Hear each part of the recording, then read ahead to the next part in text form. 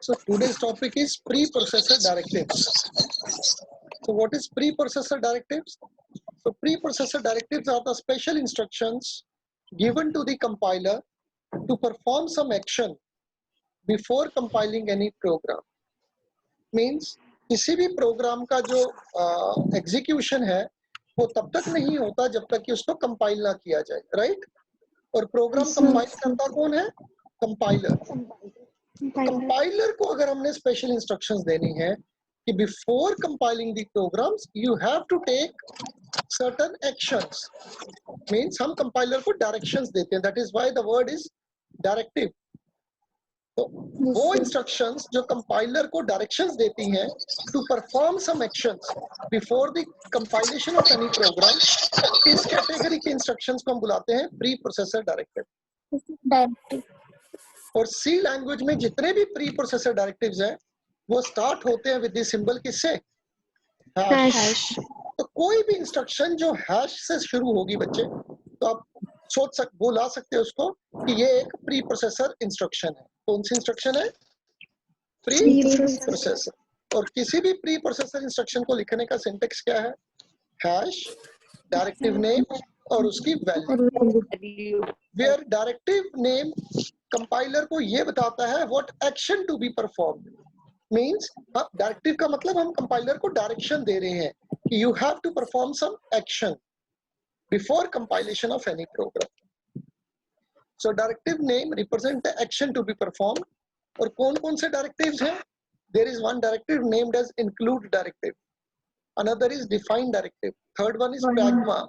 इसके अलावा भी बच्चे कुछ डायरेक्टिव्स हैं like endif, right, undef, UNDEF।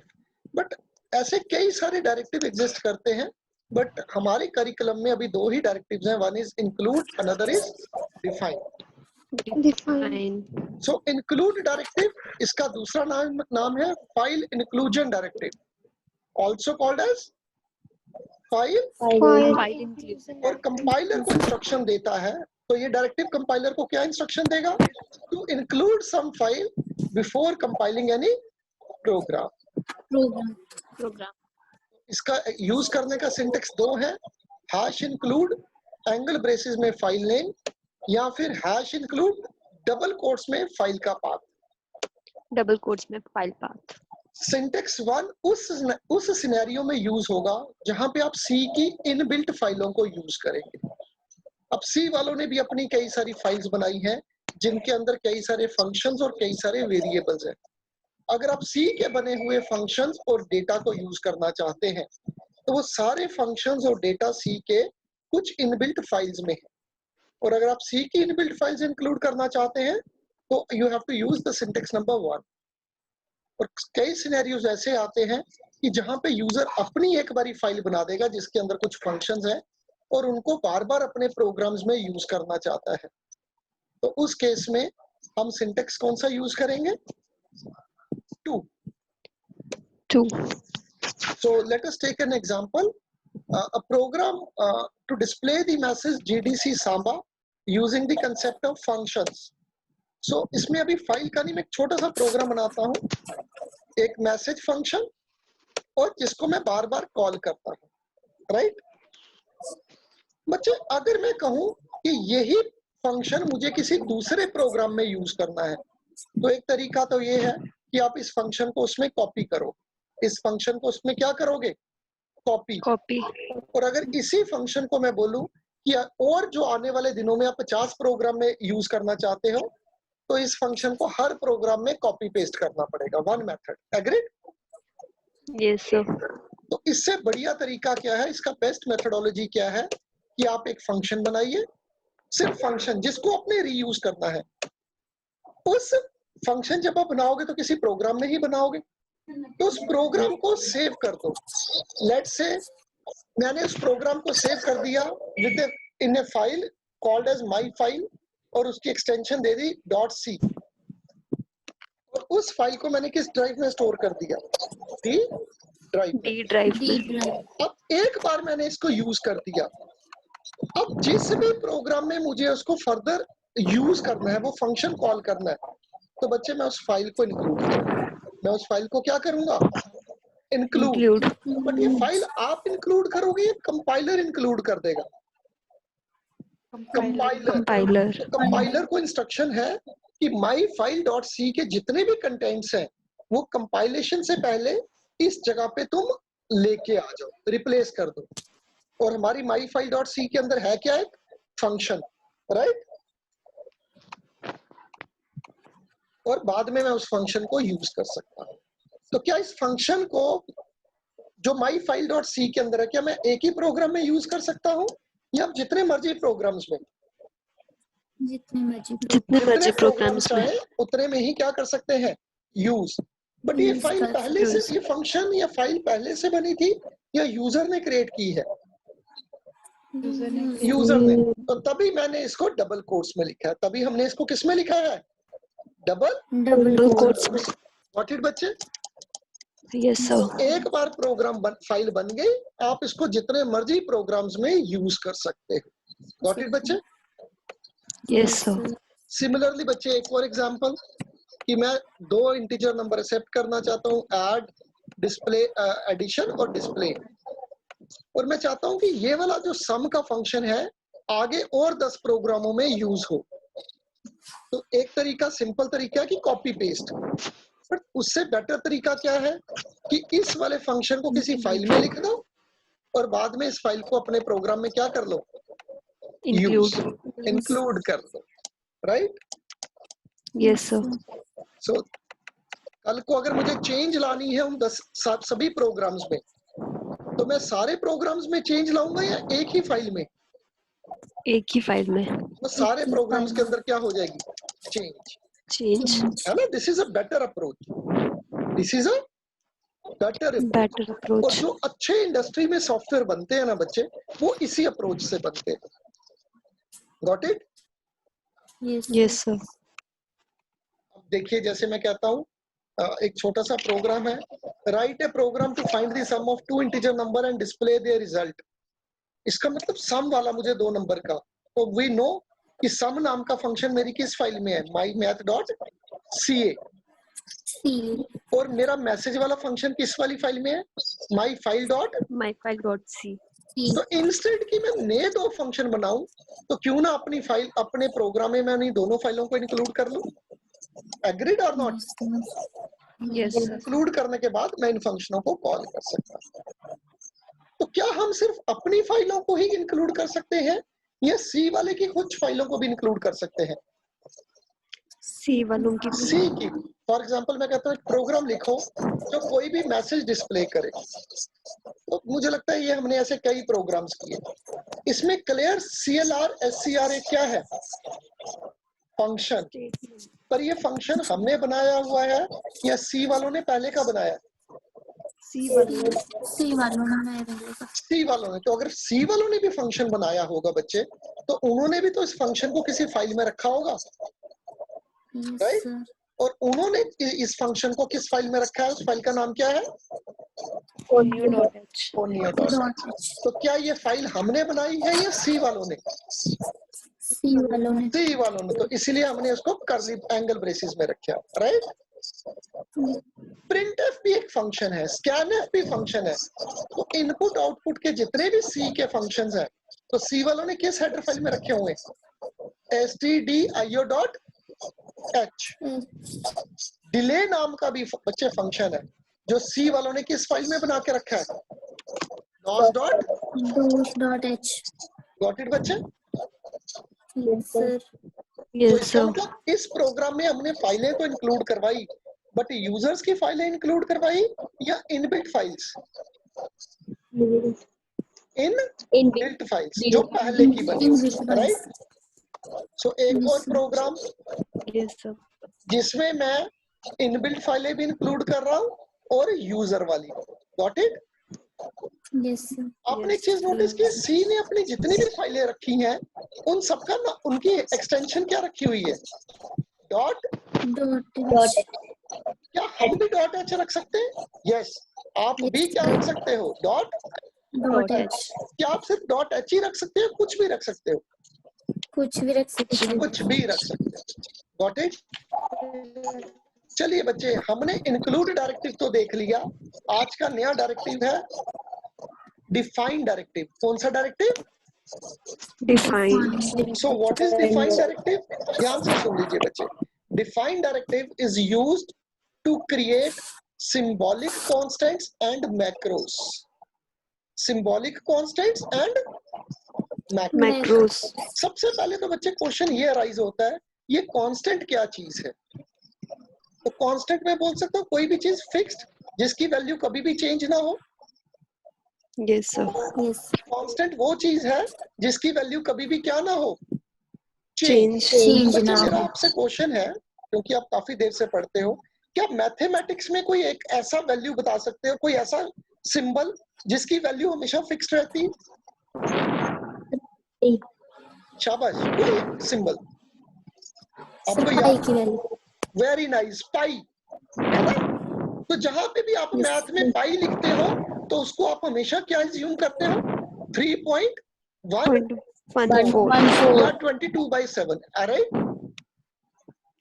Yes पाई की वैल्यू कभी भी चेंज नहीं हो। नहीं होती है। ऐसे कई सिंबल्स हैं आपके मैथ्स में जिनकी वैल्यू फिक्स्ड है, और उन सिंबलों को मैं बुला सकता हूँ बच्चे सिंबॉलिक कांस्टेंट्स। Yes sir. उनको क्या बुला सकता हूँ? Symbolic constants. इसी तरह सी कहता है कि आप सी प्रोग्रामिंग में भी कुछ अपने कांस्टेंट बना सकते हो जैसा तुम चाहो। तो सिंबॉलिक कांस्टेंट्स वो हैं, symbolic constants are those where symbols are given some value. Symbolic constants वो है जहां पे कुछ symbols को हम क्या दे सकते हैं? Values. वैल्यू। और कैसे देनी है? हैश, सॉरी बच्चे, यहाँ पे इंक्लूड की जगह क्या वर्ड आएगा? डिफाइन। डिफाइन। कांस्टेंट नेम और उसकी क्या value? Value. Hash define constant name और उसकी क्या वैल्यू। वैल्यू। और पढ़ लो बच्चे, द वैल्यू, ये जो वैल्यू है, जो जहां जहां पे भी आप उस सिंबल को यूज करोगे तो कंपाइलर कंपाइलेशन से पहले उस सिंबल की जगह वो वैल्यू रिप्लेस कर देगा, राइट? पर ये रिप्लेसमेंट होगी कब? कंपाइलेशन के बाद या कंपाइलेशन से पहले? कंपाइलेशन से पहले। पहले। फॉर एग्जांपल बच्चे देखो, मैंने एक मैंने डिफाइन किया पाई, मैंने अपने सिंबल की नाम क्या रख दिया? पाई, और उसकी वैल्यू क्या दे दी? 3.14। इसका मतलब जहां जहां पे प्रोग्राम में अब मैं पी और आई सिंबल यूज करूंगा तो कंपाइलर उसको पाई नहीं ट्रीट करेगा, उसको हमेशा क्या मानेगा? 3.14। 14। फॉर एग्जांपल मैं कहता हूं एक ऐसा प्रोग्राम बनाओ तो एरिया फाइंड आउट करे सर्कल का, तो मैंने दो वेरिएबल ले लिए, एक एरिया वाला और एक क्या? रेडियस। तो मैं कहता हूं लेट्स से मेरे रेडियस की वैल्यू कि मुझे वो सर्कल बताओ जिसका रेडियस क्या है? 5। 5। मुझे उसका एरिया निकाल के बताओ। तो बच्चे मुझे बताओगे एरिया का फॉर्मूला क्या है? पाई आर स्क्वायर। मैं क्या सकता हूँ? पाई, या तो मैं इधर सीधा 3.14 लिखता, बट मैंने 3.14 की जगह क्या सिंबल लिख दिया? पी पाई। पाई इंटू रेडियस स्क्वायर का मतलब यही ना कि 2 बार मल्टीप्लाई करो। Yes sir. तो बच्चे कैन यू टेल मी, ये जो पी आई है इसकी वैल्यू अब क्या रिप्लेस हो जाएगी? 3.14। 3.14। वैल्यू कब रिप्लेस होगी? जब प्रोग्राम रन होगा या कंपाइलेशन से पहले? कंपाइलेशन से कंपाइलेशन से पहले। Got it? तो आपको आंसर वही मिलेगा, राइट? अब आपको एक टीचर कहते हैं कि भाई 3.14 नहीं है, उसकी वैल्यू 22/7 लिखो। क्या लिखो? 22/7। टेल मी वो। और ये जो पाई की वैल्यू, सपोज अगर आपने प्रोग्राम में 100 जगह यूज की है, 3.4 अगर आप डायरेक्ट लिखते और 100 जगह चेंज की होती, तो कैन यू टेल मी वो आपको कितनी जगह चेंज लानी पड़ती? 100 प्लेस। 100 जगह। तो अगर मैंने 22/7 लिखना होता तो मैं कितनी जगह चेंज करता? 100 टाइम्स या एक ही जगह? 100। इस केस में एक ही मैं जगह। एक ही जगह। Got it? Yes sir. तो मैं कह सकता हूं कि सिंबॉलिक कांस्टेंट का इस्तेमाल करने से सिंबॉलिक कांस्टेंट का इस्तेमाल करने से हमारे प्रोग्राम की रीडेबिलिटी कम होती है या बढ़ जाती है? बढ़ जाती है। बढ़ जाती। Got it? तो हम कई बार अपनी फाइलों में सिंबल्स बना देते हैं और आगे प्रोग्राम में अलग अलग प्रोग्राम्स में उनको यूज करते हैं। अचानक अगर मुझे कोई वैल्यू चेंज करनी है तो मैंने हर प्रोग्राम में चेंज करनी है एक ही फाइल में? एक ही फाइल में। एक ही फाइल में बच्चे। गॉट इट बच्चे? जैसे मैं कहता हूं कि मुझे लूप को 5 बार चलाना है तो मैंने एक डिफाइन एक कांस्टेंट कौन सा बना दिया, किस नाम से? मैक्स। मैक्स। ये देखो, for i is equal to 0 i is less than max. Got it? तो जहां पे भी मैक्स होगा कंपाइलर इसको किससे रिप्लेस कर देगा? मैक्स की वैल्यू किससे रिप्लेस हो जाएगी?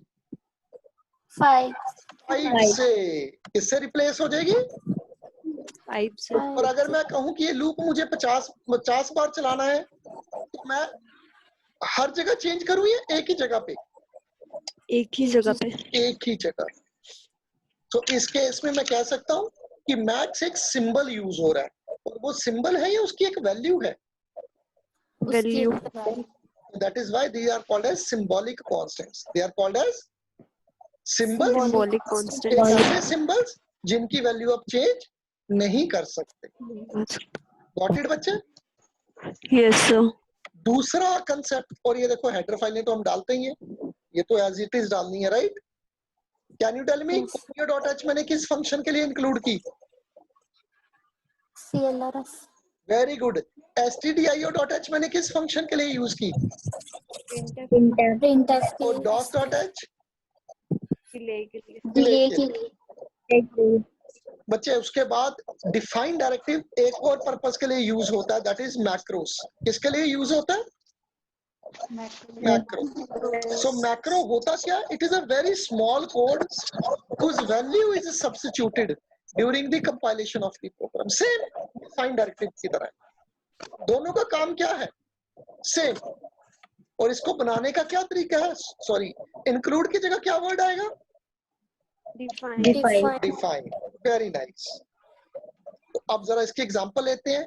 Hash define message printf hello. आपने नोटिस किया बच्चे, जितने भी प्री प्रोसेसर कमांड्स हैं उनके लास्ट में सेमीकोलन नहीं लगता। उनके लास्ट में सेमीकोलन नहीं लगता। नहीं लगता। अब देखो बच्चे, अब जहां जहां पे भी मेरे प्रोग्राम में मैसेज होगा वर्ड ये वाला, तो वो किससे रिप्लेस हो जाएगा? Printf hello world. Hello word. तो बच्चे मुझे बताओगे ये प्रोग्राम पहले रन होगा या कंपाइल होगा?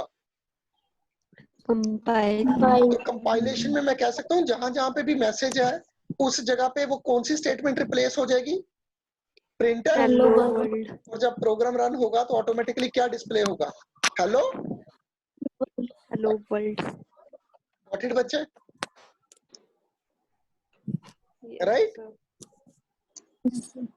Yes sir. इसका मुझे प्रोग्राम बताओ। हैश डिफाइन सम x कॉमा वाई। तो जहां पे भी मैं कोई वैल्यूज भेजूंगा वो ऐड नहीं करेगा, वो उसको रिप्लेस कर देगा x प्लस वाई। राइट? तो इस केस में भी मेरा एक मैक्रो है, तो मैक्रो का नाम क्या है मेरे? सम। वो कितने पैरामीटर ले रहा है? 2। और उसकी रिप्लेसमेंट वो किससे करता है? उन X प्लस पैरामीटर वाई। में x प्लस का सिंबल डाल के। तो ये देखो बच्चे, मैंने 3 वेरिएबल लिए, x में क्या स्टोर कर दिया? 5, y में क्या कर दिया? 10। अब मैं चाहता हूं x और y को ऐड करो, तो नो डाउट एक तरीका है z is equal to x plus y. तो क्या मैं उसकी जगह लिख सकता हूं z is equal to sum x comma y? z is equal to sum. तो बच्चे जहां पे मैं x कॉमा वाई लिखूंगा तो वो रिप्लेस किससे हो जाएगा? 5 plus x plus y. No, x की वैल्यू इधर क्या जाएगी? 5। y की वैल्यू क्या जाएगी? 10। तो वो रिप्लेसमेंट किससे होगी? 5 प्लस 10। तो सम की जगह पर क्या रिप्लेस हो जाएगा? 5 प्लस 10। पर ये रिप्लेसमेंट होगी कब? जब प्रोग्राम कंपाइल होगा या जब प्रोग्राम रन होगा? कंपाइल। जब कंपाइल और जब रन एडिशन कब होगा? कंपाइलेशन के वक्त एडिशन होगा। सम जो सीपीयू सम करेगा वो कब करेगा? जब प्रोग्राम रन होगा। गॉट इट बच्चे? yes sir इस केस में मेरा मैक्रो बन गया है। Got it? yes sir अब मैं आपके लिए एक प्रोग्राम लिखता हूं। Just give me an exam. आप मुझे बताना कि इसका आउटपुट क्या होगा। बड़ा इंटरेस्टिंग सा प्रोग्राम लिखने जा रहा हूं। स्क्रीन दिख रही है ना आपको? yes sir आपको कुछ दिख रहा है बच्चे? click to add यस कुछ भी स्क्रीन नहीं दिख रही? दिख रही है। दिख रही है अब देखो बच्चे, हैश डिफाइन, ये देखो, let's say start, not start, hash define, let's say GDC, और इसको किससे रिप्लेस कर दो? void से। हैश, सर मैं जहां पे भी hash define, sorry SAMBA, interesting program है बच्चे। हैश डिफाइन सांबा, और इसको रिप्लेस कर दो इस सिंबल से। हैश डिफाइन स्टार्ट, इसको इससे। हैश डिफाइन एंड, इसको इससे।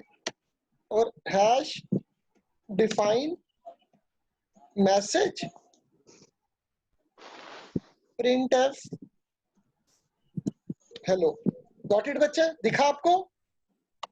yes sir इसका मतलब जहां जहां पे भी मैं GDC लिखूंगा, कंपाइलर उसको किससे रिप्लेस कर देगा? word से जहां पे भी मैं सांबा लिखूंगा, कंपाइलर उसको किससे रिप्लेस कर देगा? मेन और राउंड पे। तब ये कब? प्रोग्राम रन होने से, कंपाइल करने से बाद में या पहले ही? पहले। जहां पे मैंने स्टार्ट लिखा होगा, कंपाइलर उसको किससे रिप्लेस कर देगा? इस वाली ब्रैकेट से, राइट? और अब बच्चे देखो मैं प्रोग्राम में क्या ऐड करता हूं, मजेदार चीज देखो। मैं नीचे क्या लिखता हूं? GDC SAMBA samba start. Interesting program देखो। Start MESSAGE message. चलिए मैं इसके आगे ये भी लिख देता हूं, सॉरी ये भी लगा देता हूं ताकि एक मैक्रो बन जाए। और एंड। मुझे आप एक चीज बताइए बच्चे, आपको क्या लगता है ये प्रोग्राम गलत है या सही है? सही है। मुझे बताओगे इस प्रोग्राम का आउटपुट क्या आएगा? प्रिंटफ हेलो हो जाएगा। आउटपुट क्या होगा जब मैं इसको रन, कंपाइल होगा? हेलो। तो very good, hello, isn't it? तो GDC को वो किससे रिप्लेस कर देगा? void से। सांबा को किससे रिप्लेस करेगा?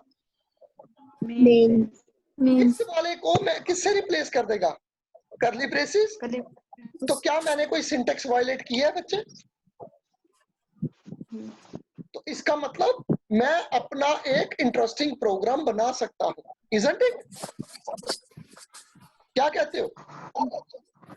और सोचो अगर आप इतनी सी चीज को, ये वाला जो टॉप की 4 लाइनें हैं, ये वाली, अगर आप इसको किसी फाइल में रख दो बच्चे, किस में रख दो? फाइल में। सपोज फाइल में। आपने इसको किसी फाइल में रख दिया, माई फाइल डॉट कोई फाइल, तो मैं इधर लिखता हूं hash include, let's say my top dot सी, जिसके अंदर आपने वही सारा कुछ लिखा हुआ है, और ये फाइल है आपकी C ड्राइव में। तो बच्चे मुझे बताओगे ये प्रोग्राम का आउटपुट क्या आएगा? क्योंकि my top dot c GDC किससे रिप्लेस हो जाएगा? void से। सांबा किससे रिप्लेस हो जाएगा? मेन से। स्टार्ट किससे रिप्लेस हो जाएगा? करली ब्रेसिस से। मैसेज किससे रिप्लेस हो जाएगा? प्रिंटफ हेलो से। और एंड किससे रिप्लेस हो जाएगा? करली ब्रेसिस क्लोज से। curly braces तो आपको नहीं लगता कि कोई जो समझेगा वो सोचेगा ये तो पॉसिबल नहीं है, बट ऐसी चीजें सी में पॉसिबल है। Got it?